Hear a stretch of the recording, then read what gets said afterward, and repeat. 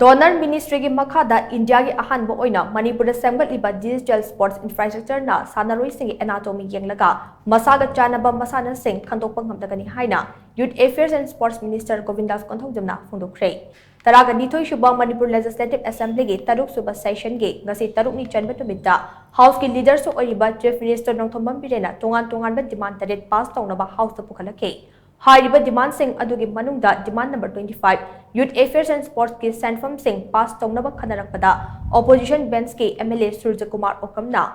wafam asi cut motion oina pukhalakibani opposition ki MLA Surjakumar Okamna pukhalakpa cut motion adugi pakum piratuna Youth Affairs and Sports Minister Govindas Konthoujam na hai Center ne sports da kai tharakliba senthang ase piklabasu pikna samgat sagat pagi lamda thabak kaya ama paikhatuna lakli Chief Minister Sports Person Livelihood Guarantee Scheme ki makhada shannaroi kaya da tongan matin kaya ama phangli One Village One Playground ki makhada playground sing samgat pagi thabak kanna paikhatli International level yawbang ngamdana sana khonabagi lamdagi pothakraba shannaroi sing desu lengak asina angamba thakta mating pangli Hello India ki makhada piriba achobo khudong chaba sing adu state asida nimthina tawba ngamkhide India da ahanba oina state asida National Sports University amasu hangle Khuman Lampak Sports Complex da multi level indoor stadium amasu samgatnaba honare Shannaroi singna tournament ama chatlamdai da numit kunmathoi ni gi oiba compulsory residential training amadi aduma pangthokle district ki oina training piba haibadude matik chaba infrastructure leitabana khudong chadaba kaya mayuknai Hauzik leiba private academy singi manungda Sarita boxing amade Medicom ki academy da NEC dagi mateng khara pirakpa lei adubo adai private academy singi oinadi shannaroi singi performance ki matung ina mateng pangna bokonakani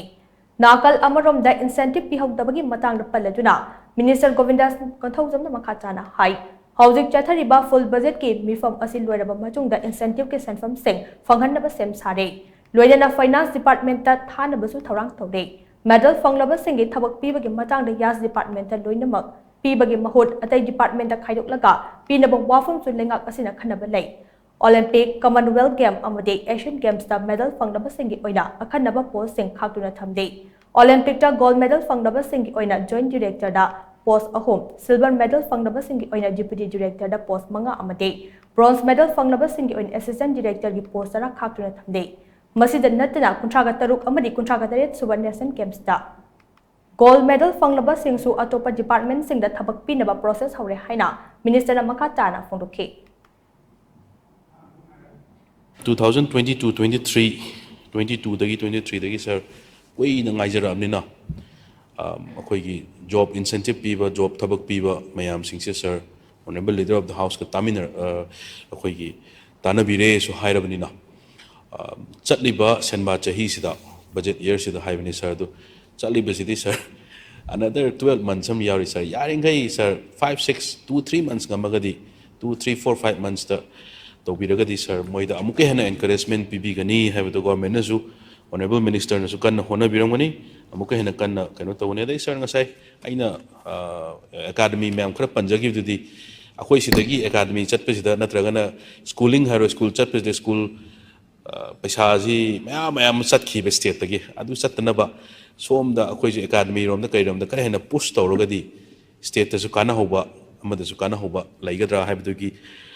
Suggestion is Sir Aduna, Aquay Hariba, cash incentive, see, Honorable Minister Na Tambigibdu, Adam Tha Amanisidum, Yarani Haina, Sir Adam Loggerage, Aduga, Aquay Laikriba, 2022 Guzarata, Pangiba medalist sing. 19 gida phangiba medalist sing Asian Games to phangiba sing aduga nasai sir Jakarta gi do sir aingonda sida moigi kaino do leijare ai honorable speaker gi through the honorable minister da bijarage do yaragadi mayam Asian Games gi mayam pulap honorable minister hojik thamgi bidu da yahon biba yaragadi sisu yahon binaba haiduna sir thamjari sir department gi akoina honaba yaba akoina tawba yaba mayam ma akoi tawing asa hebi ba yam sami All India ki leriba budget si tasiyang na haragadi Manipur si sports ki powerhouse ni haiba so haibiba adugi matungina ni Bharat Sarkar na koida India ki ahanba National Sports University ma koida thambira ise India ki di mafam amada da leitri Manipur na ahanba ni masi just akogi Bharatiya Janata Party ki sarkar se hek lakpada akoida pibiba give amane hain recognizing our performance akoi particularly the sports person sing segi ꯃꯈꯣꯏ ꯈꯜꯂꯀꯥꯟꯗ ꯑꯗꯨꯃꯥꯏꯅ ꯄꯤꯕꯤꯔꯛꯄꯅꯦ ꯑꯗꯨꯅ ꯑꯩꯈꯣꯏ ꯌꯥꯝ ꯆꯨꯝꯃꯤ honourable member ꯁꯨꯔꯖ ꯀꯨꯃꯥꯔ ꯑꯣꯈ꯭ꯔꯝꯅ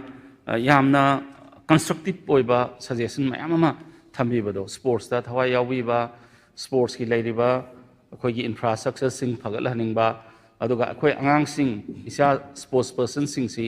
ꯃꯈꯣꯏꯁꯤ ꯖꯦꯅꯤꯠ ꯌꯧꯅꯅꯕ ꯃꯈꯣꯏꯅ ꯑꯃꯨꯛ ꯍꯦꯟꯅ ꯑꯐꯕ ꯀꯩꯅꯣ ꯑꯣꯏꯅꯅꯕ ꯁꯤ ꯁꯥꯟꯅꯔꯣꯏ ꯑꯣꯏꯅꯅꯕꯒꯤ ꯊꯝꯕꯤꯕ ꯉꯥꯛꯇꯅꯤ ꯁꯥꯔ